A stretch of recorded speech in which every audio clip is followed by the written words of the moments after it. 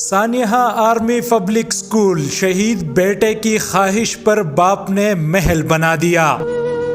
السلام علیکم، میرا نام مظفر شاہ ہے اور آپ دیکھ رہے ہیں ایم پی نیوز۔ ناظرین کرام، پاکستان کی تاریخ میں المناک سانحہ آرمی پبلک اسکول پشاور کو آج 9 سال گزر چکے ہیں، جس میں ہر شہید بچے کی اپنی ایک داستان بنی۔ چارسدہ کے باپ بیٹے کی لازوال محبت بھی اپنی مثال آپ رہی۔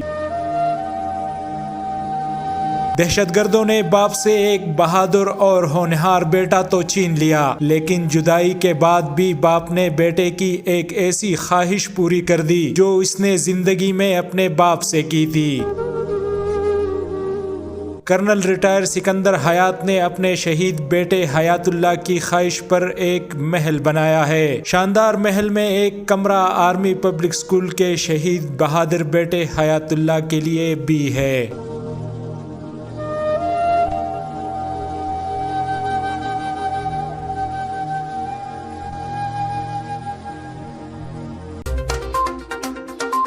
ایم پی نیوز سوات سمیت ملکی اور غیر ملکی خبریں آپ تک پہنچائے سب سے پہلے۔